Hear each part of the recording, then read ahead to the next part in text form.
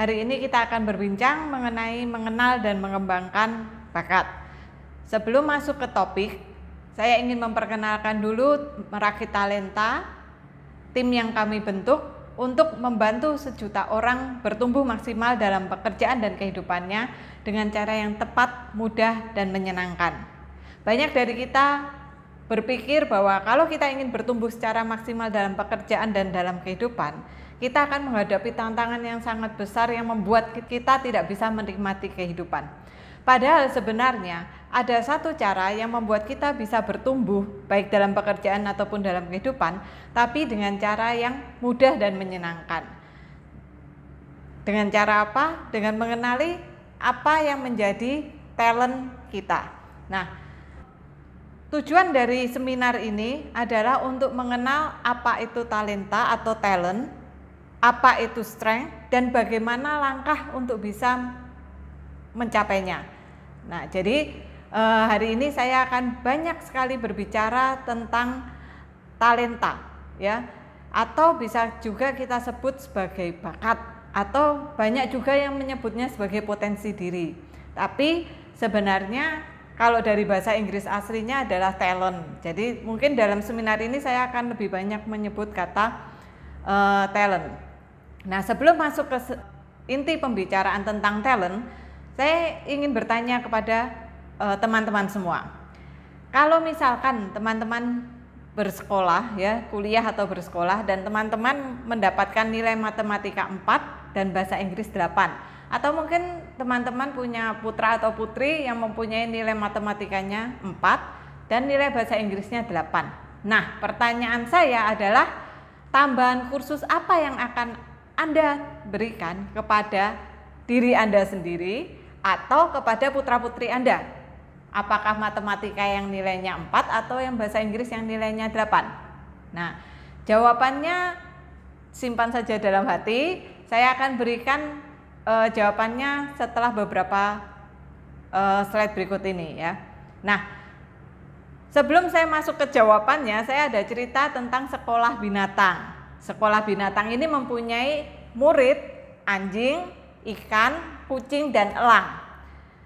Dan saya ingin bercerita tentang kehidupan si anak anjing yang bersekolah. Nah, ini kan baru hari pertama si anak anjing bersekolah, dan seperti biasa, seperti anak-anak kita juga, seperti putra-putri kita atau seperti diri kita sendiri, ketika masuk hari pertama ke sekolah pasti semuanya bersemangat karena membayangkannya temannya banyak, suasana baru, lingkungan baru, pokoknya excited semua gitu. Nah, si anak anjing ini juga ketika dia hari pertama masuk sekolah, bangun tidur pagi, ibunya nggak usah pakai teriak, nak bangun, udah langsung bangun, udah langsung mandi, udah langsung sarapan, udah langsung mempersiapkan diri, mengambil tas dan sebagainya untuk berangkat ke sekolah. Nah, sering mengalami kan kalau hari pertama semuanya semangat gitu, bahkan ibu-ibunya semangat memfoto anaknya lalu dipasang di post di sosmed, ya, hari pertama sekolah, ya, semuanya semangat, satu rumah ikut semangat sampai.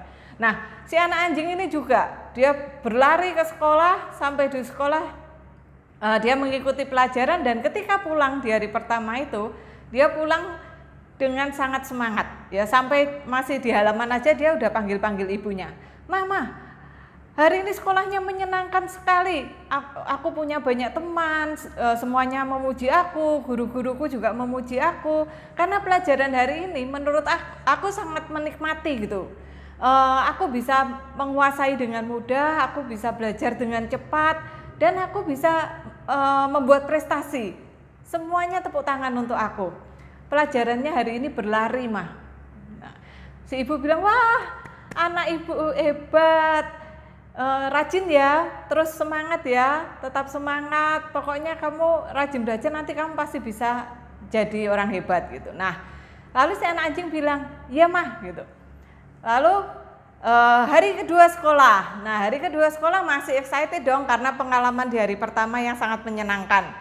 Nah, begitu juga si anak anjing, dia berangkat ke sekolah masih dengan semangat, tapi pulang sekolah berbeda dengan hari pertama, jalannya sudah mulai loyo. Ya, jalannya sudah mulai loyo, dia udah masuk rumah, taruh tasnya dengan agak malas-malasan. Lalu ibunya bertanya, "Hei nak, bagaimana pengalaman sekolah hari ini?" hari ini tidak semenyenangkan kemarin mah. Aku masih bisa sih mengikuti pelajarannya, tapi aku tidak menyukai pelajarannya. Aku merasa aku kesulitan menguasainya. Emang hari ini pelajarannya apa? Berenang mah. Ya masih bisa aku mah gitu. Tapi mah si ikan itu lebih hebat. Si guru baru ngasih teori sedikit, dia sudah bisa berenang dengan cepat. Nah, aku nggak bisa seperti dia, mah. Aku perlu waktu lebih lama untuk bisa menguasai itu. Terus ibunya bilang, nggak apa-apa, nah ini kan baru pelajaran berenang hari pertama. Kalau kamu latihan, kamu fokus, kamu disiplin, kamu konsisten, nanti kamu juga bisa pandai berenang. Kamu akan bisa seperti ikan. Lalu anjing menjawab tapi dengan keraguan-raguan sebenarnya dari dalam hatinya. Iya deh mah gitu. Walaupun sebenarnya dia nggak percaya dengan dirinya sendiri dia akan bisa sehebat ikan, tapi dia tetap menjawab ibunya dengan bilang, iya deh mah saya akan rajin berlatih gitu. Nah, hari ketiga sekolah si anjing udah tidak semangat hari pertama dan hari kedua ketika berangkat, tapi dia tetap bangun, dia tetap berangkat ke sekolah. Nah, hari ketiga pulang sekolah, nah si anjing udah mukanya kucel, loyo gitu. Masuk rumah dia udah sambil mukanya menahan tangis gitu. Nah, dia taruh tasnya, dia bilang ke mamahnya, "Mah, hari ini pelajarannya sangat tidak menyenangkan. Aku nggak bisa menguasainya. Aku udah sampai kukuku berdarah semua, patah. Aku tetap nggak bisa gitu." "Nggak apa-apa nak. Ini kan baru hari pertama. Apa sih pelajarannya hari ini? Hari ini memanjat pohon mah. Aku nggak bisa." "Nggak apa-apa, ini baru hari pertama. Nanti kalau kamu fokus, latihan, disiplin, konsisten, kamu pasti bisa." Si anak anjing, "Ma, aku ini loh sudah coba berkali-kali tadi di sekolah. Aku sudah dengarkan teorinya dengan dengan konsen, dengan fokus, tapi aku tetap tidak bisa mengerti dan ketika aku praktek, aku tetap tidak bisa. Sampai semua orang menertawakan aku." Dan hari ini yang hebat itu kucing mah. Gurunya baru ngomong teori sedikit aja dia sudah dengan sangat cepat menguasai cara memanjat pohon. Lalu si mamanya tetap kasih semangat dong. "Enggak apa-apa nak, ayo latihan terus saja, bisa-bisa gitu." Lalu si anjing sudah semakin, karena ibunya tidak mau mengerti dirinya, dia sudah semakin stres, dia sudah sambil menangis, dia bilang, "Mah, pokoknya aku mau berhenti sekolah. Pelajaran besok ini lebih parah daripada hari ini." Loh, ibunya tanya, "Loh, pelajarannya apa besok?" "Pelajarannya terbang, Mah." Nah, teman-teman dan Bapak Ibu sekalian, seringkali kita dihadapkan pada kondisi seperti itu. Kita merasa kalau aku latihan terus aku bisa. Tapi kita melupakan satu kata yang namanya talent. Bagaimanapun, talent itu sangat penting. Seperti Albert Einstein mengatakan, setiap orang itu sebenarnya adalah jenius. Tapi jika kita menilai seekor ikan dari kemampuannya untuk memanjat pohon, maka seumur hidup si ikan itu akan percaya bahwa dia adalah seorang yang bodoh. Nah, ini adalah maksud dari quote si Albert Einstein itu. Bagaimanapun, talent ini pegang peranan penting dalam kehidupan kita. Nah, apa sih sebenarnya talent itu, atau yang kadang kita sebut potensi diri, bakat, atau tema? Talent itu adalah pola dari perasaan, pikiran, dan perilaku kita yang berulang. Jadi kalau kita mengatakan saya nggak punya bakat, saya nggak punya talent, itu sebenarnya kurang tepat. Karena dari sejak lahir, dari sejak kecil, kita punya perasaan, pikiran, dan perilaku. Dan ketika itu berulang, itu adalah talent kita. Saya umpamakan talent itu sebagai sebuah bintang, ya, sebuah bintang, dan titik terluar dari bintang tersebut kita anggap sebagai strength kita atau kekuatan kita, dan titik terdalam dari bintang tersebut kita anggap sebagai weaknesses kita atau kelemahan kita. Nah, kalau misalkan kita sama-sama diberi waktu 1 tahun, ya, 1 tahun untuk fokus pada titik terdalam bintang tersebut, fokus pada weaknesses kita atau kelemahan kita. Lalu kita belajar untuk mengembangkannya. Kita berlatih, kita fokus, kita konsisten mengembangkan kelemahan kita. Apakah bisa berkembang? Iya bisa. Ya, titik terdalam dari bintang itu tetap akan berkembang dan keluar. Tapi yang terjadi adalah bintang tersebut akan menjadi lingkaran kecil. Ya. Nah, tapi kalau dalam waktu yang sama, 1 tahun kita fokus pada titik terluar bintang, kita fokus pada talent kita atau kekuatan kita, lalu kita fokus belajar di situ, kita fokus berlatih di situ, kita konsisten dan disiplin di situ, kita mengembangkan talent atau strength kita tersebut, ujung terluar bintang tersebut, ujung lancipnya itu akan berkembang juga, dan yang terjadi adalah bintang kecil tadi akan menjadi bintang besar yang bersinar.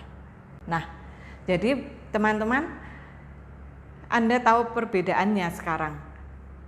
Kelemahan atau weaknesses kita memang bisa berkembang, tapi itu hanya menjadikan kita sebagai orang rata-rata.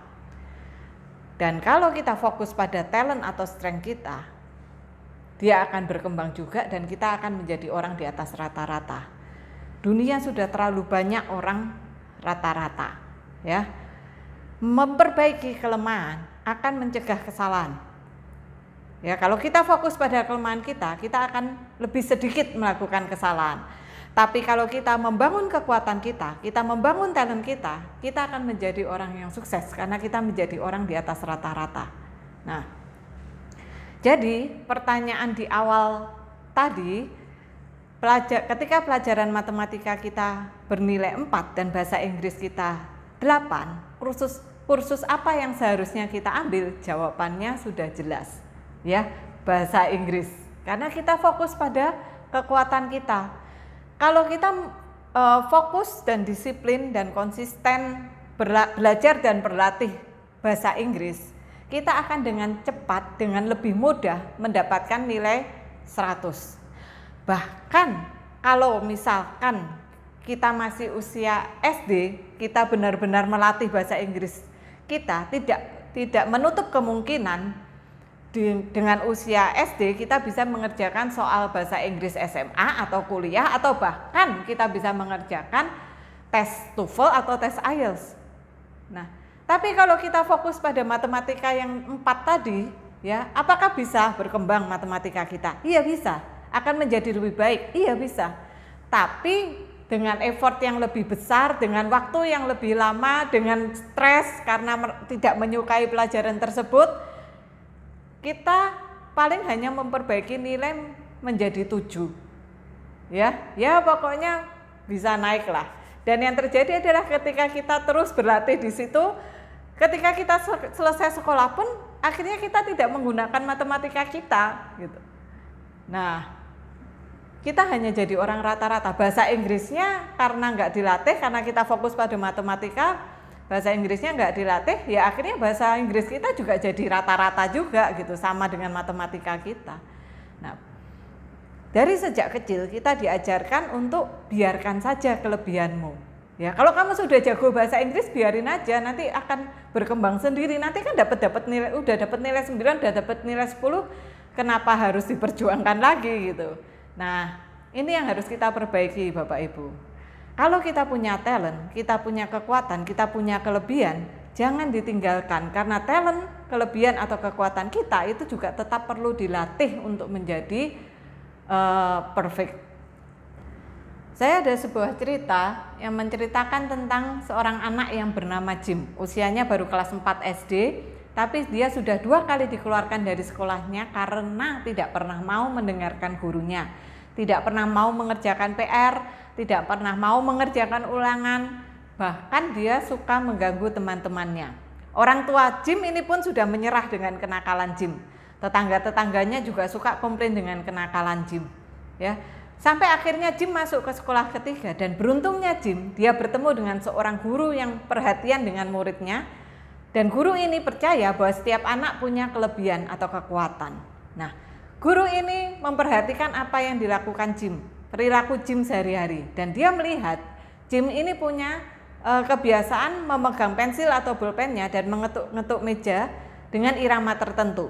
Atau kalau dia lagi iseng dengan temennya, dia ketuk-ketuk kepala temennya dengan bolpen dia.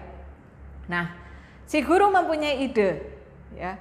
Dia bertanya kepada Jim, Jim mau nggak kamu les drum?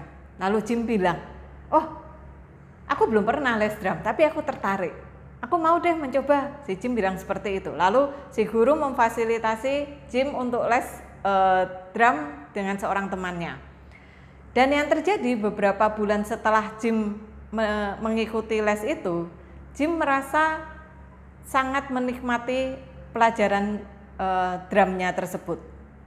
Dan yang terjadi, dia mulai bisa memperbaiki hubungan dengan teman-temannya. Dia mulai mau mendengarkan apa yang dikatakan gurunya di kelas dan mengerjakan PR. Bahkan dia tidak usil lagi di rumah. Ya. Lalu suatu hari si Jim mendapat kesempatan untuk naik ke pentas di sebuah acara pentas seni di sekolahnya. Dan ketika Jim selesai membawakan satu lagu dengan drumnya, semua peserta atau hadirin di aula tersebut berdiri, memberikan standing applause dari kepala sekolah, seluruh karyawan, semua teman-temannya, semuanya memberikan standing applause. Dan Jim semakin percaya diri bahwa dirinya memang mempunyai kelebihan. Dan yang terjadi sesudah itu, Jim semakin bisa memperbaiki hubungan dengan lingkungannya. Jim tidak pernah menjadi murid teladan. Jim tidak pernah menjadi murid dengan ranking nomor 1 untuk nilai tertentu. Tapi Jim bisa menjadi dirinya sendiri lewat drum yang dia cintai. Nah, sekarang kita membahas tentang talent bagaimana bisa berubah menjadi strength, yaitu ketika kita memberikan investasi di situ, kita memberikan pelajaran yang disengaja, kita memberikan latihan di talent yang kita miliki. Kalau saya umpamakan, talent itu seperti sebuah biji apel. Kalau Anda diberikan biji apel, Anda juga bingung biji apel itu mau Anda apakan, ya kan? Ini apa gitu, buat apa? Nah, itu talent kita, biji apel itu. Tapi kalau biji apel itu Anda tanam, Anda beri pupuk, Anda beri air, ya, ketika pohon apelnya sudah bertumbuh, Anda pangkas dahan-dahan yang nggak perlu, Anda kurangin daunnya, dia akan menghasilkan buah apel yang merah, yang ranum, yang manis, yang enak dimakan, ya. Dan buah apel itu adalah strength kita atau kekuatan kita. Nah, talent itu tidak akan berarti apa-apa dalam kehidupan kita kalau kita tidak pernah dengan sengaja memberikan waktu atau usaha untuk membuatnya menjadi strength atau kekuatan kita. Nah, ini adalah contoh mereka yang menggunakan strength-nya. Steve Jobs, Anda sudah tahu pasti, Gandhi dan Tiger Woods. Nah, Anda bisa bayangkan kalau Steve Jobs disuruh menjadi Gandhi dan Gandhi menjadi Tiger Woods, ya. Mereka terkenal karena mereka tahu talentnya dan mereka bekerja untuk mengembangkan talentnya. Tapi ketika mereka bertukar tempat, ya mereka tidak akan menjadi orang sukses. Nah, sekarang kita bicara tentang strength atau kekuatan. Apa itu strength? Apa itu kekuatan? Ya. Strength adalah kemampuan untuk menghasilkan kinerja yang excellent untuk tugas tertentu secara konsisten. Tiger Woods ketika mencoba mengayunkan tongkat golfnya sekali, oh bolanya masuk ke hole, 2 kali oke. Tapi habis gitu dia nggak pernah lagi memasukkan bola ke hole. Nah, itu baru talent, ya. Tapi kalau Tiger Woods bisa mengayunkan tongkatnya dan setiap ayunan tongkatnya dia bisa membuat bola itu masuk ke hole, itu adalah kekuatannya. Itu sudah menjadi kekuatan Tiger Woods. Itu sudah menjadi strength seorang Tiger Woods. Nah, itu bedanya ya.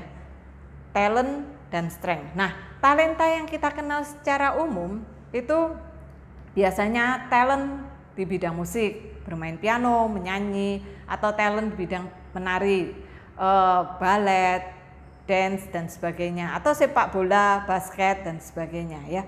Saya sebutnya ini sebagai talent profesi. Nah, padahal sebenarnya Tuhan memberikan anugerah kepada setiap manusia, bukan hanya talent yang dilihat dari profesi, tapi juga bagaimana kecerdasan kita. Apakah kita memang punya talent di bidang logika matematika atau di bidang bahasa atau kinestetik ya. Itu juga talent kita, atau mungkin tipe belajar kita. Kita punya talent untuk belajar lewat suara, auditori, atau lewat penglihatan, visual. ya, atau talent dari segi kepribadian. Mungkin Anda pernah dengar tentang melankolis, flegmatis.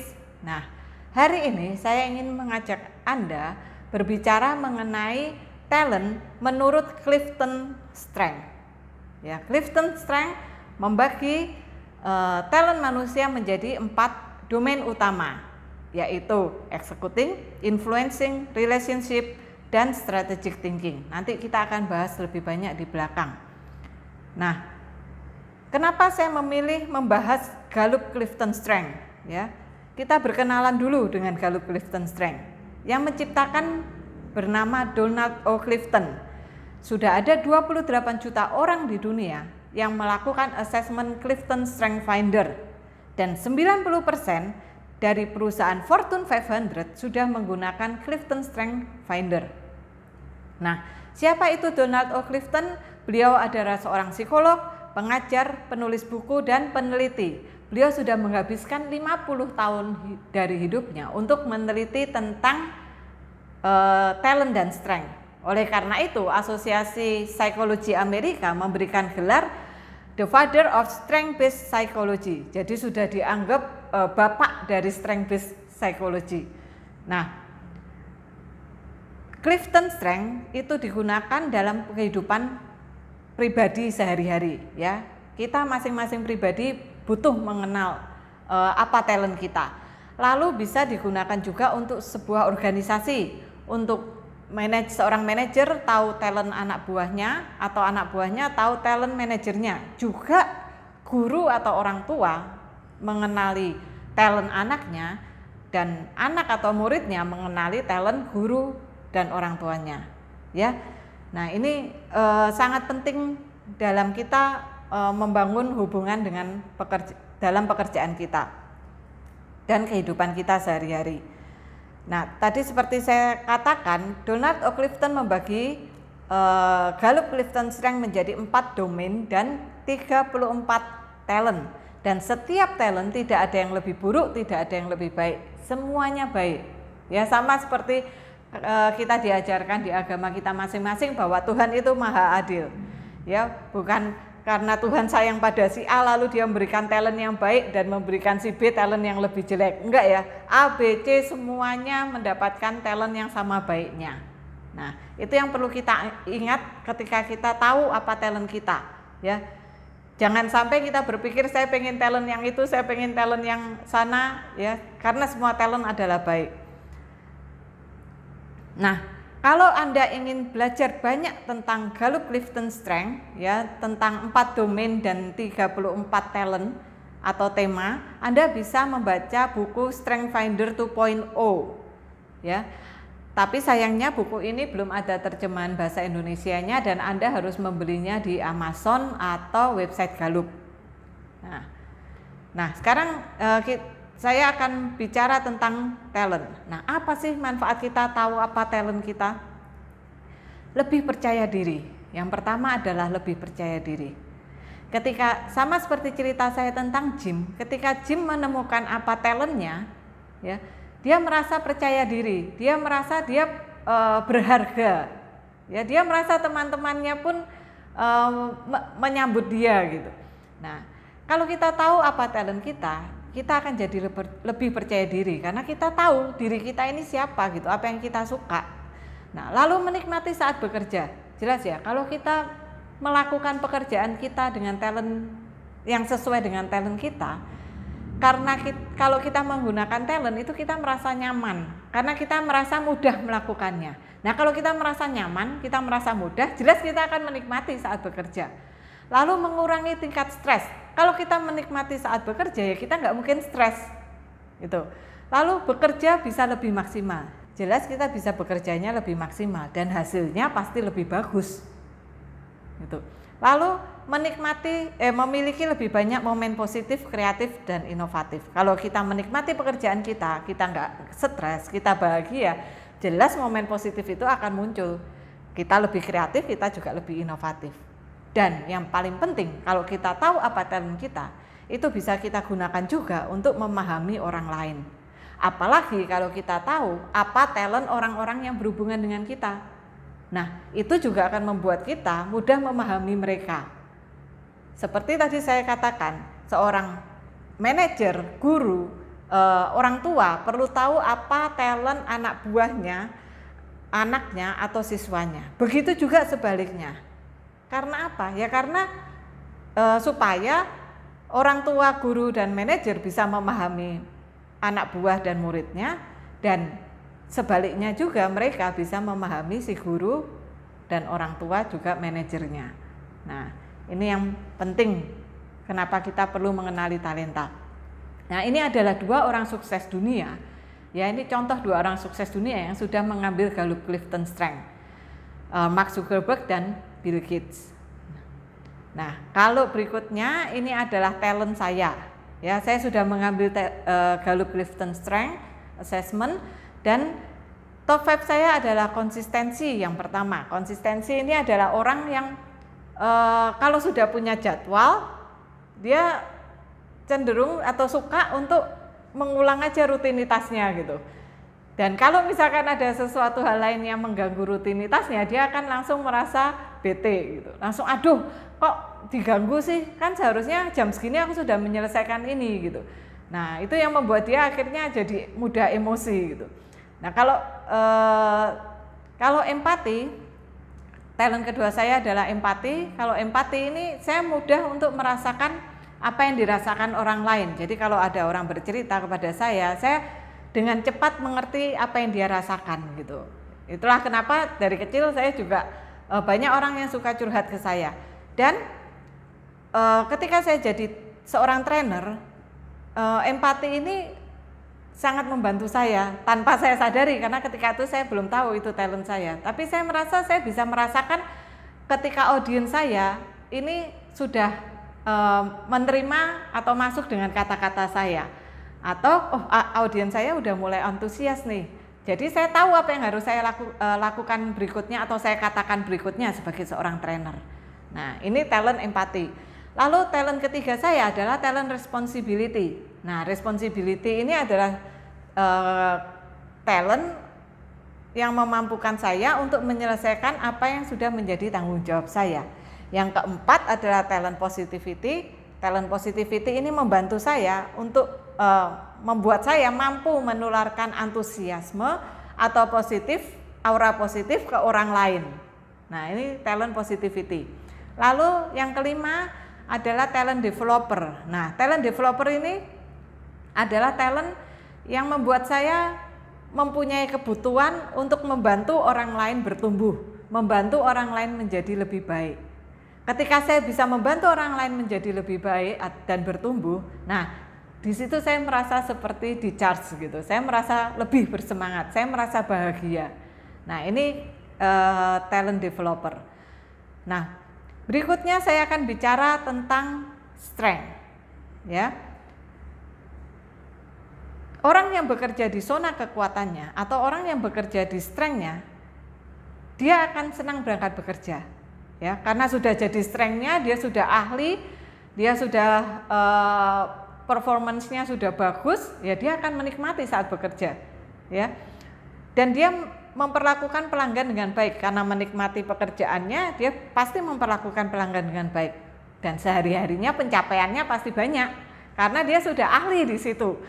Dan interaksi positif dengan teman-teman kerjanya, dia sudah memahami dirinya sendiri, memahami orang lain akan jauh lebih mudah. Ya, kalau dia juga akan memiliki lebih banyak momen positif, kreatif, dan inovatif. Jelas ya, bahagia, bebas stres, mencintai pekerjaannya, prestasinya banyak, performance-nya bagus. Jelas itu akan seperti bola salju, akan menciptakan lebih banyak lagi momen positif, kreatif, dan inovatif. Nah, hasil riset tim Gallup juga menunjukkan bahwa seorang yang fokus pada strength-nya, dia akan 6 kali lebih engage dalam pekerjaannya. Lalu 6 kali merasa memiliki kesempatan untuk melakukan aktivitas terbaik dalam hidupnya, ya. Dan 3 kali merasa memiliki kualitas hidup yang sangat baik. Nah, ini perlu mengapa kita sangat perlu membuat talent kita menjadi kekuatan kita, ya, supaya kita lebih terlibat dalam pekerjaan kita, supaya kita memiliki kesempatan melakukan aktivitas terbaik dalam hidup kita, ya. kita nggak lagi merasa bosan, merasa stuck, ya terjebak dalam hidup kita, kok rasanya melakukan rutinitas yang itu dan tidak ada pencapaian, kita juga bisa memperoleh kualitas hidup yang lebih baik. Nah, tim riset Gallup juga menunjukkan negara-negara mana yang sudah menggunakan strength-nya, ya. Yang tertinggi, dua tertinggi di atas adalah Amerika dan India. Kalau Amerika mungkin memang masuk akal banget ya, karena dunia psikologi di mereka memang sudah sangat maju. Tapi di India ternyata tanpa sadar masyarakatnya sudah banyak yang menggali apa talentnya dan fokus pada strength-nya. Dan itu yang membuat hari ini Anda bisa lihat ya di slide, CEO Microsoft, CEO Alphabet dan Google, CEO Twitter, CEO Adobe, CEO IBM, CEO Mastercard, CEO Pepsi, CEO Micron, CEO Novartis, semuanya orang India. Nah, karena apa? Ya karena India ternyata tanpa sadar orang-orang mereka sudah bekerja di zona kekuatannya, di strength mereka. Dan itu yang membuat mereka sangat berprestasi hari ini. Nah, kita akan bicara tentang investasinya. Bagaimana talent itu bisa menjadi strength. Investasinya apa? Investasinya adalah belajar yang disengaja, ya, yang diarahkan, latihan. Ya, kita perlu waktu juga, kita perlu pengetahuan. Nah, kita perlu pengalaman juga untuk bisa membuat talent kita menjadi kekuatan kita. Nah, saya ada cerita tentang sebutir telur elang yang dierami oleh induk bebek bersama telur-telur bebek yang lain. Ya, ketika semua telur itu menetas, si anak elang ini karena dia melihat saudaranya bebek dan melihat ibunya bebek, maka dia berpikir dia adalah bebek. Walaupun dia punya sayap yang kuat, yang dilakukan oleh anak elang ini adalah dia berjalan di tanah dan dia mematuk-matuk tanah untuk mencari cacing. Karena dia merasa dia bebek, lingkungan dia adalah lingkungan bebek. Nah, itu yang sering terjadi di dunia kita. Ya, di sekolah, di keluarga, di teman-teman kita, pergaulan kita, di kantor. Yang membuat kita tidak pernah tahu apa sayap kita gitu. Kita hanya mengikuti apa yang dilakukan keluarga kita, apa yang dilakukan oleh teman-teman kita, dan apa yang disuruh guru di sekolah. Nah, akhirnya kita tidak pernah tahu bahwa kita ini adalah seekor elang yang bisa terbang. Nah, talent itu seperti sayap. Ya, Merakit Talenta mengajak Anda untuk mengetahui apa jenis sayap Anda. Apakah sayap Anda elang? Apakah sayap Anda bebek? Apakah sayap Anda ayam? Bukan berarti sayap bebek lebih jelek daripada sayap elang atau sayap ayam lebih jelek daripada sayap bebek. Tidak seperti itu. Yang penting adalah kita tahu apa jenis sayap kita. Jangan sampai kita memiliki sayap ayam tapi kita pengen jadi elang, atau kita punya sayap elang tapi kita pengen jadi ayam. Nah, ini yang harus kita ketahui. Kita tahu apa talent kita dan kita memberikan investasi di talent kita itu. Kalau kita tahu apa talent kita tidak akan salah memberikan investasinya. Tidak hanya juga sekedar ikut-ikutan lingkungan di sekitar kita. Nah, pertanyaannya sekarang adalah bagaimana kita bisa tahu apa talent kita? Nah, cara yang tercepat, termudah, termurah, efektif dan efisien adalah kita mengikuti assessment. Caranya Anda bisa mendaftar lewat website merakittalenta.com atau Anda masuk ke akun Instagram merakit.talenta atau akun Instagram pribadi saya merakit.hidup. Dan Anda klik di bio, Anda daftar di situ. Nah, mungkin pertanyaan berikutnya lagi, Anda bertanya, bisa nggak sih saya cari sendiri apa talenta saya, apa talent saya? Bisa, ya, bisa. Tapi itu akan memakan waktu yang lama dan belum tentu benar. Karena apa? Karena menurut survei 66% orang di dunia itu tidak mengetahui apa talent mereka. Kenapa bisa begitu?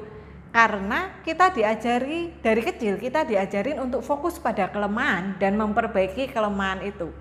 Ya, kita sudah lupa kita talentnya apa, kelebihan kita apa gitu. Karena kita fokus untuk memperbaiki kelemahan kita, ya. Lalu kita hidup di lingkungan yang seringkali meminta kita untuk tidak sombong, ya. Maksudnya begini, ketika kita menyadari apa talent kita, kita mudah untuk mengeluarkan ide-ide kreatif atau ide-ide out of the box, dan ketika kita mengeluarkan ide-ide tersebut, banyak sekali teman-teman kita mungkin yang malah tidak suka dan mengatakan, sombong banget sih, kok keluarin ide terus gitu, kok dia ngomong terus gitu, kok dia mengajukan diri jadi presenter terus, padahal itu sebenarnya adalah talent kita. Nah, itu lingkungan kita gitu. Di sekolah pun kita juga diajarkan untuk sama gitu. Semua guru memandang semua murid itu sama. Padahal tiap murid ini sebenarnya adalah pribadi yang unik. Tapi guru menyamaratakan semua harus bisa menghafal, semua harus bisa matematika, semua harus bisa bahasa Inggris. Nah, ini yang membuat kita, banyak orang di dunia, kesulitan untuk menemukan talent kita. Dan itulah mengapa tim Merakit Talenta menyarankan Anda untuk mengikuti assessment sehingga Anda bisa dengan cepat mengetahui apa talent Anda. Kemudian mengikuti workshop kami, memberikan investasi pada talent Anda. Kami akan membantu Anda mengajari apa yang harus Anda lakukan dengan talent Anda supaya bisa berubah menjadi strength Anda atau kekuatan Anda. Dan ketika sudah berubah menjadi strength atau kekuatan Anda, hidup Anda tidak akan pernah sama lagi. Anda akan bekerja dengan bahagia, Anda akan bisa menikmati pekerjaan Anda, dan Anda akan bisa mencapai hasil yang bagus, hasil yang optimal. Jadi, pastikan Anda mengambil assessment untuk mengetahui apa talent Anda yang ada di website merakittalenta.com. Dan setelah Anda tahu apa talent Anda, pastikan Anda juga mengikuti workshop yang diadakan oleh Merakit Talenta sehingga kita bisa bersama melakukan investasi pada talent Anda dan mengubahnya menjadi strength Anda, dan sejak itu kehidupan Anda tidak akan pernah sama lagi.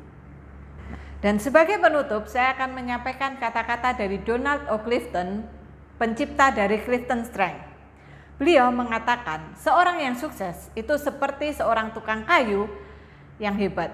Ya, seorang tukang kayu yang hebat itu mengetahui dengan pasti apa kegunaan dari setiap alat yang dia miliki dan kapan waktu menggunakannya. Ya, seorang tukang kayu tahu bahwa palu itu dia gunakan untuk menancapkan paku ke kayu. Dia tahu gergaji itu adalah untuk memotong pohon. Ya, dia tidak akan menggunakan palu untuk memotong pohon dan juga sebaliknya. Dan dia tahu kapan itu menggunakannya. Seorang yang sukses adalah seorang yang tahu apa talentnya dan dia tahu dengan pasti kapan dia menggunakan talentnya. Nah, sekian dari saya. Terima kasih, selamat mengikuti assessment dari Merakit Talenta.